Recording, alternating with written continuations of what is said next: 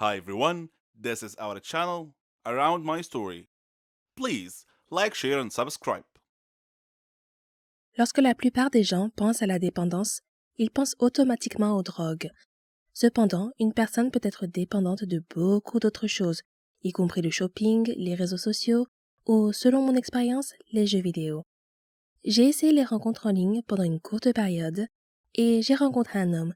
Nous nous sommes entendus instantanément. Il était tout ce que j'avais toujours voulu. Il était grand et drôle, s'habillait très bien, avait de beaux cheveux et un bon travail. Nous n'étions jamais à court de sujets de conversation, et il me faisait rire. Au bout de quelques mois, ces jeux ont commencé à s'infiltrer dans notre relation. Je faisais 45 minutes de route pour aller à son appartement et il jouait à des jeux pendant un certain temps. Au début, cela ne me dérangeait pas. Je m'asseyais et surfais sur Pinterest ou regardais la télévision sur le canapé pendant qu'il jouait. Puis, une fois sa partie terminée, il consacrait toute son attention à moi. Il se plaignait que son ex-copine se fâchait contre lui à cause de ses jeux, mais j'étais différente. J'étais décontractée et cool, et je ne faisais pas toute une histoire pour quelques jeux vidéo de temps en temps. La plupart des hommes aiment les jeux vidéo, je le sais parce que j'ai un frère et des cousins. Mais une fois que nous nous sommes sentis plus à l'aise l'un avec l'autre, les jeux vidéo sont devenus de plus en plus fréquents. Presque chaque fois que j'allais chez lui, il était sur son ordinateur, la souris et le clavier cliquant à toute vitesse. Il criait sur l'ordinateur et parlait à ses amis dans son casque. Je m'asseyais sur le canapé, surfant sur Twitter et Facebook pendant des heures attendant qu'il finisse pour que nous puissions passer du temps ensemble. J'ai compris que c'était son hobby et sa passion. Il a été joueur professionnel pendant quelques années au lycée et à l'université, et il a gagné des milliers de dollars, ce qui était plutôt cool. Je ne me suis jamais plainte. J'avais beaucoup de patience et je ne voulais pas qu'il pense que j'étais comme son ex colérique. Ensuite, il a commencé à annuler ses rendez-vous plus souvent. Une fois que j'ai emménagé, j'ai réalisé que lorsqu'il disait qu'il ne se sentait pas bien et qu'il voulait dîner une autre fois, il était probablement en train de jouer à des jeux vidéo et ne pouvait pas se séparer de l'écran. Nous projetions fréquemment de passer des week-ends chez ses parents, dans un autre état. Je prenais des jours de congé et demandais à ma mère de s'occuper de mon chien. Je me réjouissais de passer du temps avec mon petit ami pendant les 4 heures de route. Au lieu de cela, soit il annulait à la dernière minute et jouait tout le week-end, soit il passait tout notre temps à regarder des gens jouer sur YouTube ou d'autres sites où les gens pouvaient diffuser leurs jeux en streaming. Il se levait le matin, s'asseyait devant son ordinateur et ne se levait pas avant d'aller se coucher. Cela se passait tous les week-ends, à tel point que je me sentais spéciale rien qu'en regardant un film avec lui parce que, pour une fois, ses mains n'étaient pas sur le clavier. Nous prévoyions de faire quelque chose d'amusant, comme aller au cinéma ou aller dans un restaurant qui avait l'air bien. Mais il se mettait à jouer dès le matin et changeait d'avis, disant qu'il n'était pas vraiment d'humeur à enfiler un jean et à sortir. Je pensais que mon anniversaire serait différent, mais j'ai fini par ne rien faire de la journée pendant qu'il jouait. Ce n'est qu'au moment de sortir dîner avec ma famille qu'il a finalement réussi à se séparer de son écran. J'allais me coucher et lui demander de venir avec moi pour que nous puissions décompresser avant de s'endormir. Il me disait qu'il serait là dans 1 minute, mais la plupart du temps, je m'endormais seule pendant qu'il jouait à des jeux. Il arrivait finalement au lit des heures plus tard, alors que je m'étais déjà endormie. Je me suis rendu compte qu'il avait un problème après notre rupture et j'ai enfin compris que ce n'était pas un comportement normal. C'est bien d'aimer les jeux vidéo, mais quand cela prend le dessus sur votre vie et détruit plus d'une relation, cela pose un problème. Il a admis qu'il avait une dépendance aux jeux vidéo. Mais tant qu'il n'aura pas reçu d'aide, il sera toujours en couple avec son ordinateur. Vous savez, parfois la vérité est encore plus étrange que la fiction, surtout si vous avez un sombre secret dans votre vie qui vous mettra en danger s'il était révélé. C'était mon cas, et voici mon histoire. Je m'appelle Charlotte, et j'ai 17 ans. Je vis avec ma mère. Mon père est décédé avant ma naissance. Alors ma mère a dû m'élever toute seule. Ma mère savait tout de moi. Mes études, mes amis. Elle avait certaines règles que j'étais censée suivre. Par exemple, il était interdit de manger à l'extérieur, je ne pouvais pas être amie avec quelqu'un sans qu'elle sache tout sur lui avant, etc. Je trouvais ces règles assez paranoïaques, et je lui ai demandé pourquoi elle imposait de telles restrictions pour que je me fasse des amis. Elle m'a répondu simplement que de nos jours on ne peut faire confiance à personne. Mais ce n'était pas une réponse très satisfaisante. Et quand je lui ai demandé ce que cela signifiait, elle n'a rien dit de plus. En grandissant, ces règles me déconcertaient encore plus, et je ne pouvais pas m'empêcher de me demander si elles avaient un rapport avec mon père, dont je ne savais rien. Maman disait toujours qu'il était un trouble-fête, et elle me disait que tout serait clair pour moi avec le temps. Un jour férié, j'ai rejoint un nouveau groupe.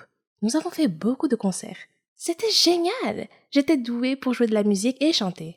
Quand nous sommes allés camper, nous avons rencontré des étudiants d'autres pays. Nous nous sommes fait beaucoup de nouveaux amis et nous nous sommes amusés ensemble. Nous avons même eu la chance d'accroître la notoriété et la réputation de notre groupe.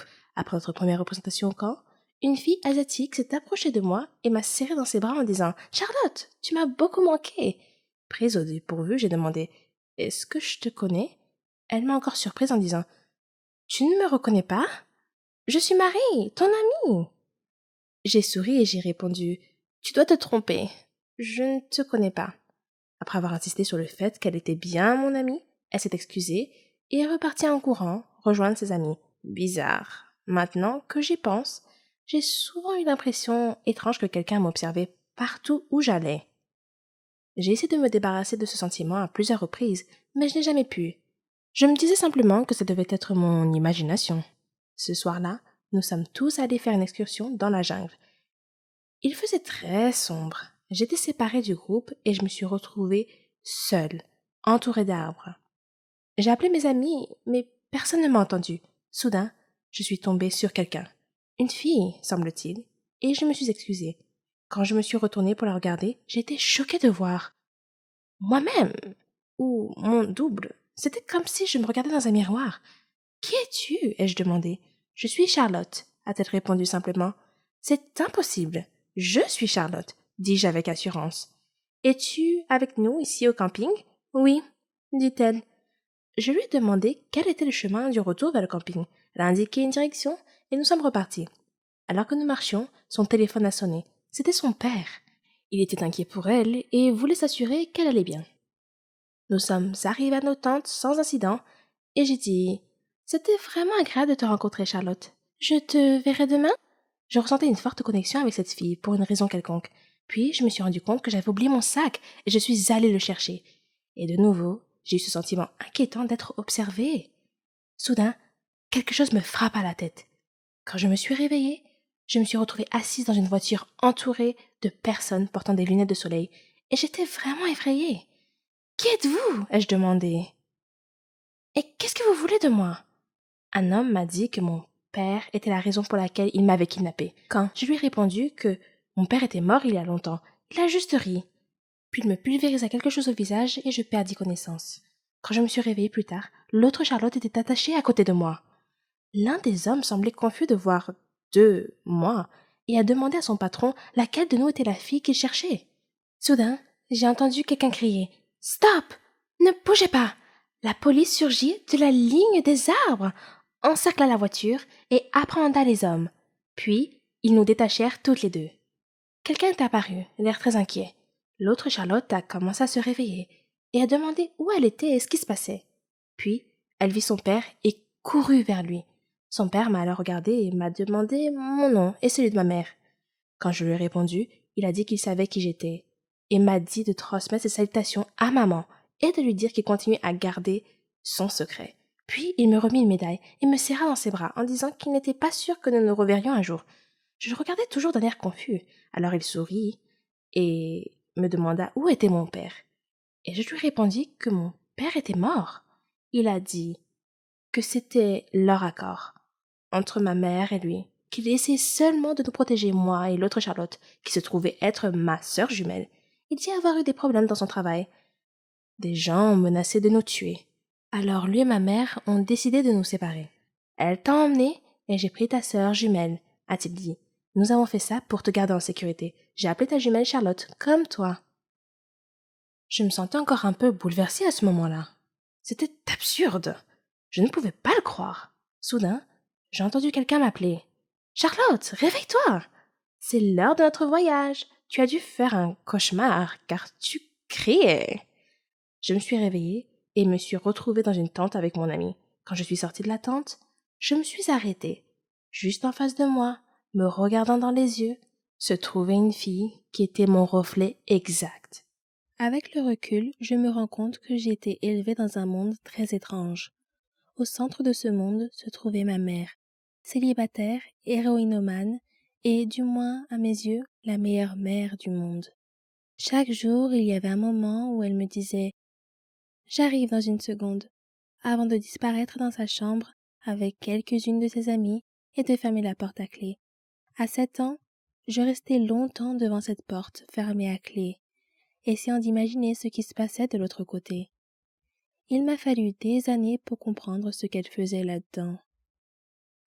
Pendant longtemps, j'ai pensé que les adultes faisaient une sorte de sieste. Ils sortaient de cette pièce si calme, si détendu et si joyeux. J'avais l'impression de rater quelque chose, car même après des nuits complètes de sommeil, j'étais toujours fatiguée. Je voulais devenir exploratrice plus tard, et je savais que cela me demanderait beaucoup d'énergie. Ma mère avait énormément d'amour à donner, et c'est moi qui en recevais le plus. Nous jouions ensemble tous les jours pendant des heures, et nous rêvions d'aventures ensemble. J'étais Link, elle était Zelda, et notre mission était de vaincre le méchant démon qui vivait à quelques pas de notre maison dans l'ouest de l'Autriche. Tout d'abord, nous devions nous procurer une carte, afin de pouvoir localiser le démon et le détruire.